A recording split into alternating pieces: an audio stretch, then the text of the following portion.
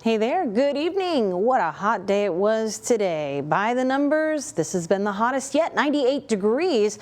I had that forecast for tomorrow, so you know what that means. We're going to have to take things up a notch. I've got 99 in the forecast for Corpus Christi tomorrow. Now, as a result, this comes because Thursday is going to be the hottest day of the week. We have our humidity dialing back just a hair, which will allow that number to increase tomorrow afternoon. And then we're getting a whole bunch of humidity in the form of rain chances, we hope. And it's something that even has the attention for the National Hurricane Center. So we've got a lot to get into.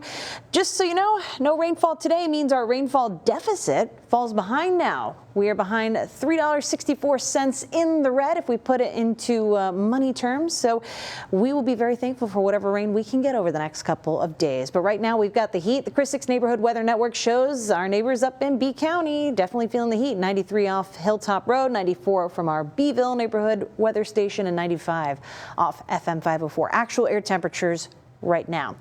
Taking things now to Kingsville, another inland location that tends to see more influence of humidity because of Baffin Bay. We're sitting at 90 off East County Road 2120, 91 from our Southwest Kingsville neighborhood station, and 91 off Bishop Badger Meadowbrook. But we are all feeling the heat, even along the coast where temperatures have been relatively cool in comparison to inland neighborhoods. It's been feeling as hot because you're right by the water. You have that influence from the coast to make things humid. So we're feeling like the lower 100s, upper 90s along the coast, even though temperatures are in the upper 80s, and inland where our temperatures are near 100 degrees, we are feeling fairly true to temperature in those lower 100s. Stay cool. We've got one more really hot day before a quick break, and then more warm weather on the way next week too. So checking on the kids, pets, and the elderly. Our dog walking forecast start today is Coda. Taking them out for a stroll. The breeze does help, but just make sure that they've got a place to cool off and plenty of cool water to drink too.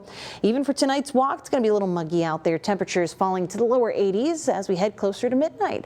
So now on to the meat and potatoes of this forecast. Our interruption of very welcome rainfall looks to be most plentiful Friday night into early Saturday. Notice that's the only very tall bar here on this graph. It doesn't look to be a whole lot of rain, but this is that batch of moisture I was telling you about yesterday, traveling across the Gulf Coast. Looks to be here in full force as we head on into early Friday afternoon. Now, will we get the hands to wring out this moisture during that time frame? That's what we're waiting on. And there could even be some tropical development. Right now, that doesn't look very likely. There's a lot pushing this batch of thunderstorms, wind shear in that sense, but there's a low chance for development across the Gulf between where it is now and getting here to the Texas coast.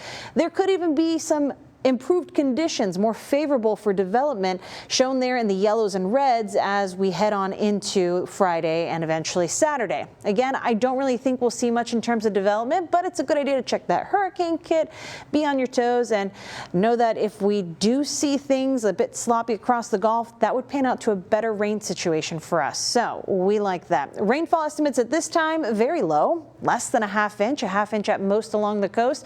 And over the next 7 days, what can we expect? Aside from the brief interruption of rain, we're looking at more heat coming our way next week.